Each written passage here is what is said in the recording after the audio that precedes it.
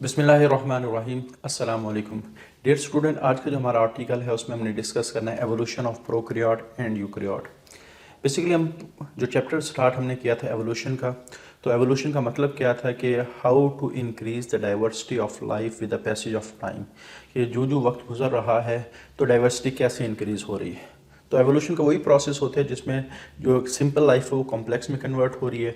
एक तरह के ऑर्गेनिज्म दूसरी तरह के ऑर्गेनिज्म बना रहे हैं, with the passage of time नई नई स्पीशीज़ बन रही है।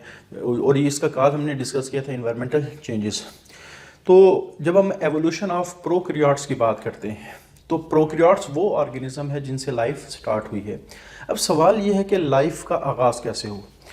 अच्छा, लाइफ के आगाज़ के बारे में जितने भी नज़रियात हैं वो सारे हाइपोथेटिकल हैं।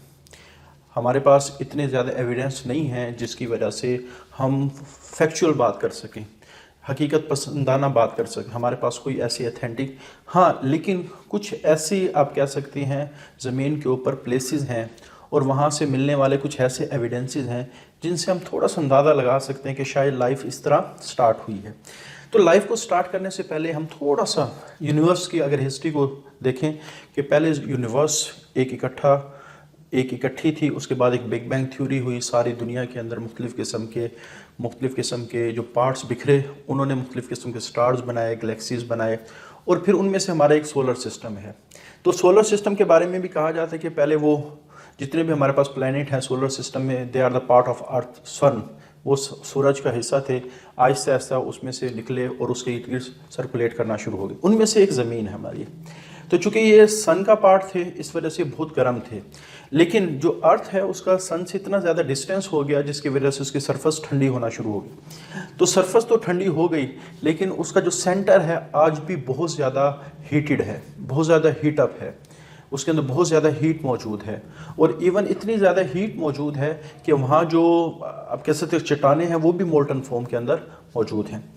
अब होता क्या, जो ज़मीन की हीट है कि बाज़ ज़मीन की जगह ऐसी हैं उनसे जो अंदर हीट, जो सेंटर में हीट मौजूद है वो सरफेस पे किसी ना किसी तरीके से बाद दफ़ा आ रही होती है, चाहे वो लावा की शक्ल में आ रही होती है या गर्म गीज़र्स की शक्ल में जो फवारे होते हैं उनकी शक्ल में बाहर आ रही होती है। ये काफ़ी सारी ज़मीन के ऊपर गर्म चश्मे मौजूद हैं, समंदर के नीचे काफ़ी सारी जगह ऐसी हैं जहाँ बहुत ज़्यादा हीट आके ना वो पानी बहुत ज़्यादा गर्म हो गया है।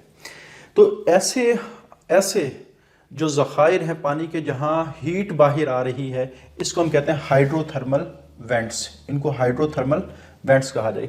वेंट्स का लफ्ज़ी मतलब है सुराख, यानी पानी के अंदर कुछ सुराख ऐसे हैं जो ज़मीन से हीट को निकाल रहे हैं और इसी वजह से वो पानी गर्म हो गया है। अच्छा, लाइफ के बारे में कहा जाता है कि लाइफ का जो आगाज़ है वो इस गर्म पानी के चश्मों में हुआ है। अब ये जो वेंट्स हैं, या आप कह सकते हैं ये जो गर्म पानी के रिजर्वायर्स हैं जिसमें हीट बाहर आ रही है, ये दो किस्म के, एक को हम कहते हैं ब्लैक वेंट्स हैं, एक को हम कहते हैं वाइट वेंट्स हैं। जो ज़िंदगी का आगाज़ हुआ है वो वाइट वेंट्स के अंदर हुआ है।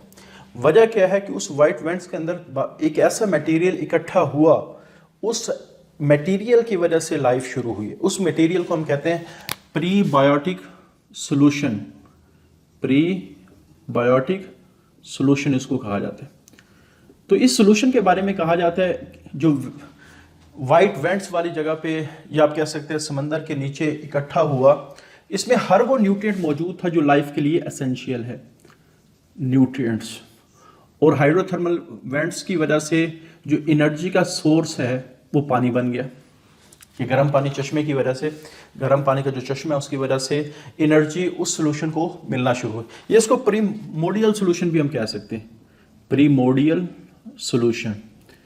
तो इसके अंदर काफ़ी सारे ऑर्गेनिक कंपाउंड्स, लेकिन ये वाले जो ऑर्गेनिक कंपाउंड है, वैसे नेचर में आमतौर पे ऑर्गेनिक कंपाउंड जो फोटोसिंथेटिक ऑर्गेनिज्म हैं वही बनाते हैं, लेकिन इनके बारे में कहा जाता है कि ये जो ऑर्गेनिक कंपाउंड इस प्राइमोडियल सोल्यूशन के अंदर थे वो एबायोटिक सिंथेसिस की वजह से बने, कि वो इन्वायरमेंट में होने वाले केमिकल रिएक्शन की वजह से बने। तो बहरहाल न्यूट्रिएंट्स भी मिल गए और हाइड्रोथर्मल वेंट्स, गर्म पानी की वजह से एनर्जी भी मिल गई। तो इस प्रीबायोटिक सोल्यूशन ने एक ऐसी शक्ल इख्तियार की जो सबसे पहला इनिशियल ऑर्गेनिज्म कहलाया। अब ये काम कैसे हुआ, क्यों हुआ, इसके बारे में कोई इतनी ज़्यादा अनसर्टेनिटी है कि हम कुछ भी नहीं कह सकते। हाँ, ये जिस बात करते हैं ये हाइपोथेसिस हैं, लोगों की हाइपोथेटिकल राय हो सकती है, वो राय ठीक भी हो सकती है, वो राय गलत भी हो सकती है। बहरहाल हमने बात डिस्कस क्या की कि गर्म पानी यानी जितने भी हमारे पास समंदर हैं उनके नीचे कुछ गर्म पानी के चश्मे मौजूद हैं जिनके अंदर एक ख़ास किस्म का सोल्यूशन बना। उस सोल्यूशन के अंदर से लाइफ का आगाज़ हुआ, क्योंकि उस सोल्यूशन के अंदर सारे न्यूट्रिएंट मौजूद थे जो लाइफ को स्टार्ट कर सके, एनर्जी मौजूद थी जो लाइफ को स्टार्ट कर सके। तो इस वजह से हम जब वेंट हाइपोथेसिस की बात करते हैं तो वन ऑफ द स्पेकुलेशन कहते हैं चहम गोई को। चहम गोई वो चीज़ होती है कि जिसमें हम बहुत ज़्यादा ऑथेंटिक बात नहीं कर रहे होते। कि एक हमारे पास नज़रिया लाइफ के स्टार्ट का ये भी है कि try to explain the origin of life, that life may begin in the deep ocean in under water hot spring. कि जो समंदर है उनके नीचे कुछ गर्म पानी के चश्मे हैं, उनके अंदर लाइफ का आगाज़ हुआ। लाइफ का आगाज़ किस वजह से हुआ कि वहाँ कुछ मटेरियल इकट्ठा हुआ, एक सोल्यूशन बना, उस सोल्यूशन की वजह से लाइफ ओरिजिनेट की।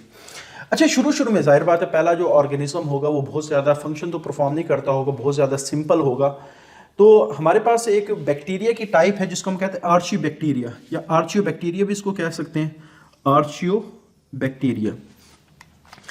ये उसी तरह के एनवायरनमेंट में एग्जिस्ट करते हैं और 120 सेंटीग्रेड तक टेम्परेचर को टॉलरेट करते हैं और वेरी वेरी सिंपल, दुनिया में सबसे ज़्यादा सिंपल ऑर्गेनिज्म यही है। तो इसका मतलब ये हुआ कि with the passage of time इसमें कोई बहुत ज़्यादा किस्म की एवोल्यूशनरी चेंजेस नहीं आई। जैसे यहाँ से अरबों खरबों साल पहले मौजूद था, आज भी उसी शक्ल के अंदर मौजूद है। तो हम कह सकते हैं कि दे अंडरगॉन लेस एवोल्यूशन चेंज, इनमें कोई बहुत ज़्यादा चेंजेस नहीं आई। तो ओवरऑल जब हम वेंट हाइपोथेसिस की बात करते हैं तो इसका हम सब इस अपनी पूरी डिस्कशन को समराइज़ कैसे करेंगे। जो लाइफ का आगाज़ है वो गर्म पानी के चश्मों में हुआ, क्योंकि उस जगह जहाँ लाइफ का आगाज़ हुआ है वहाँ लाइफ के स्टार्ट के लिए न्यूट्रिएंट भी मौजूद थे और वहाँ एनर्जी भी मौजूद थी। ये दोनों चीज़ें लाइफ को स्टार्ट करने के लिए मौजूद थी, इस वजह से लाइफ का स्टार्ट वहाँ से हुआ है। तो वो सोल्यूशन जिसने लाइफ को स्टार्ट किया है उसे प्राइमोडियल सोल्यूशन भी कह सकते हैं, प्रीबियोटिक सोल्यूशन। अब ये वहाँ कैसे पहुँचा, कैसे बना, इसके बारे में हम कुछ नहीं कह सकते। क्लियर। आर्चियोबैक्टीरिया वो ऑर्गेनिज्म है जो बहुत ज़्यादा सिंपल है और उन कंडीशन में टॉलरेट कर सकता है जिन कंडीशन के बारे में हम कह सकते हैं कि वहाँ लाइफ का आगाज़ हुआ है, और इसमें बहुत कम चेंजेस आई हैं। तो ये बहुत बड़ी एविडेंस है कि उस जगह जहाँ लाइफ का आगाज़ हुआ ये वहाँ उस तरह की कंडीशन में रहता है। लेकिन अब ये जो प्रीबियोटिक सोल्यूशन है ये दुनिया के हर कोने में तो नहीं पाया जा सकता। तो इसका मतलब ये है कि अगर लाइफ ने एक्सपेंड होना है तो दुनिया के हर कोने के अंदर ये न्यूट्रिएंट और एनर्जी का सोर्स पैदा करना पड़ेगा। अदरवाइज अगर ये सिर्फ जो लाइफ है वो इन न्यूट्रिएंट और एनर्जी पे डिपेंडेंट रहती जो इस सोल्यूशन के अंदर मौजूद थी या हाइड्रोथर्मल वेंट्स के अंदर मौजूद थे, तो फिर लाइफ वहीं तक लिमिटेड रहती।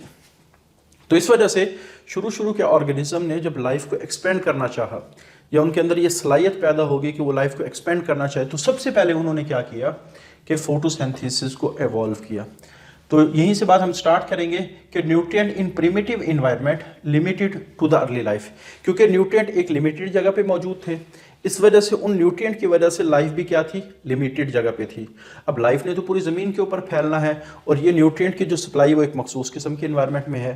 तो इस वजह से कंटिन्यूटी ऑफ लाइफ नीडिड कि अगर ज़िंदगी को फैलाना है तो another source of nutrient energy, तो ऐसे न्यूट्रिएंट और एनर्जी के सोर्स चाहिए जो पूरी ज़मीन के ऊपर वो सोर्स काम कर सके, यानी वो source her parts of earth के अंदर फंक्शनल हो। तो वो सोर्स क्या बना, फोटोसिंथेसिस। अब फोटोसिंथेसिस वो प्रोसेस है जो इनऑर्गेनिक चीज़ों को, हमने अभी डिस्कस किया कि ऑर्गेनिक चीज़ें ज़्यादातर लिविंग ऑर्गेनिज्म में बनती हैं, इसमें एबायोटिक सिंथेसिस की वजह से ऑर्गेनिक कंपाउंड बने, उनसे लाइफ स्टार्ट हुई। लेकिन ये वाली कंडीशन हर जगह तो नहीं पाई जाती, तो इस वजह से ज़रूरी ये था कि ऐसे प्रोसेस को एवॉल्व किया जाए, क्योंकि इनऑर्गेनिक मटेरियल दुनिया में ज़्यादा थे, ऑर्गेनिक मटेरियल कम थे। तो इस वजह से फोटोसिंथेसिस का आगाज़ हुआ। अब फोटोसिंथेसिस वो प्रोसेस है जिसमें इनऑर्गेनिक मटेरियल से ऑर्गेनिक कंपाउंड, न्यूट्रिएंट्स और एनर्जी का सोर्स बनाया जाता है, क्योंकि जो फूड है वो हमारे पास एनर्जी का बहुत बड़ा सोर्स होता है लिविंग ऑर्गेनिज्म के लिए। तो फोटोसिंथेसिस की evolution freed the living organism, उसने लिविंग ऑर्गेनिज्म को आज़ाद किया डिविनिंग सप्लाई ऑफ एनर्जी, कि वो अगर किसी दूसरे जगह पर भी जाएं उनको एनर्जी की कमी का सामना ना करना पड़े। लेकिन शुरू में जो ऑर्गेनिज्म मौजूद थे उन्होंने जो फोटोसिंथेसिस डेवलप की वो सल्फोजेनिक थी। सल्फोजेनिक से क्या मुराद है कि जब उसमें कार्बन डाइऑक्साइड को रिड्यूस किया जाता था तो वो बजाय H2O के H2S इस्तेमाल करते थे और बदले में क्या रिलीज करते थे, सल्फर। लेकिन कुछ ऑर्गेनिज्म ने क्या किया, इस कार्बन डाइऑक्साइड को रिड्यूस करने के लिए यानी हाइड्रोजन के सोर्स के तौर पे वाटर को इस्तेमाल करना शुरू किया। तो इसका एक बेनिफिट तो ये हुआ कि वाटर चूंकि बहुत ज़्यादा अबंडेंटली अवेलेबल है अर्थ के ऊपर, तो जो फोटोसिंथेसिस है वो दुनिया के हर पार्ट में पॉसिबल हुई। अच्छा, दूसरा फ़ायदा ये हुआ कि इस ऑक्सीजेनिक फोटोसिंथेसिस से या पानी के यूज़ से ऑक्सीजन रिलीज होना शुरू हुई, इस वजह से इसको हम कहते हैं ऑक्सीजेनिक फोटोसिंथेसिस। अच्छा, जब ऑक्सीजन रिलीज होना शुरू हुई और इसने एक्यूमुलेट एटमॉस्फेयर में करना शुरू कर दिया, अभी उस वक्त ऑर्गेनिज्म दुनिया में कोई ऐसा अवेलेबल नहीं था उस ऑक्सीजन को यूटिलाइज कर सके, लेकिन तो उस ऑक्सीजन ने एटमॉस्फेयर के अंदर एक्यूमुलेट करना शुरू। अब जो ही ऑक्सीजन एटमॉस्फेयर में एक्यूमुलेट होना शुरू हुई, हम कह सकते हैं कि जो एटमॉस्फेयर है उसकी ऑक्सीडेशन शुरू हो गई, क्योंकि addition of O2 is called as oxidation. जो एटमॉस्फेयर है वो ऑक्सीडाइजिंग एटमॉस्फेयर बनना शुरू हो गया। क्लियर? इसका फायदा क्या हुआ कि जब एक्यूमुलेट हुई तो जो ही एटमॉस्फेयर में ऑक्सीजन की एक्यूमुलेशन हुई तो वहाँ कुछ रेडिएशंस जो सूरज से आती हैं उनकी मौजूदगी में ऑक्सीजन में रिएक्शन हुए मॉलिक्यूल्स के दरमियान और ओजोन लेयर बनना शुरू हुई। तो जो ही ओजोन लेयर बनना शुरू हुई तो जो सूरज की खतरनाक शुआएं वो ज़मीन तक आना बंद हो गई, जिनको अल्ट्रावायलेट रेडिएशन भी कहा जाता है। और जो ही वो अल्ट्रावायलेट रेडिएशन जिनकी एनर्जी बहुत ज़्यादा होती है ज़मीन पर नहीं आ रही, तो ज़मीन का जो टेम्परेचर है वो सूटेबल होना शुरू हो गया लाइफ के लिए बहुत ज़्यादा। तो अब लाइफ पानी से निकल के अगर खुश्की पर भी आती है, क्योंकि खुश्की पर जो इन्वायरमेंटल चेंजेस हैं वो बहुत ज़्यादा होती हैं। तो पहले पानी फिर भी मॉडरेट चेंजेस रखता है, बहुत कम किस्म की तब्दीली वाटर के अंदर होती है, लेकिन खुश्की में जो बहुत इन्वायरमेंटल चेंजेस बहुत ज़्यादा हो रही होती है। तो जो ही अल्ट्रावायलेट रेडिएशंस आना बंद हुई तो ऑटोमेटिकली खुश्की पर भी इस तरह का इन्वायरमेंट बन गया कि अब लाइफ पानी से निकल के खुश्की पर आ सकती है। तो later H2O act as a source and release of and accumulation of O2 in the environment, कि हमारे पास H2O की वजह से ऑक्सीजन बनना शुरू हुई और एनवायरनमेंट में एक्यूमुलेट होना शुरू हुई। अब इसकी वजह से जो एनवायरमेंटल चेंजेस वो क्या आई कि earth environment began change due to O2 accumulation, कि O2 की वजह से अर्थ का जो एनवायरनमेंट है वो चेंज होना शुरू हो गया, ओजोन लेयर फॉर्मेशन होना शुरू हो गई और began to filter the ultraviolet radiations. तकरीबन 42 करोड़ साल पहले 420 मिलियन ईयर वो इतनी ओजोन लेयर हमारे पास बिल्ट हो चुकी थी कि वो लाइफ को सपोर्ट कर सके। तो हमारा जो रिड्यूसिंग एनवायरनमेंट था वो ऑक्सीडाइजिंग एनवायरनमेंट बनना शुरू हो गया, क्योंकि उसमें ऑक्सीजन एक्यूमुलेट हो रही है।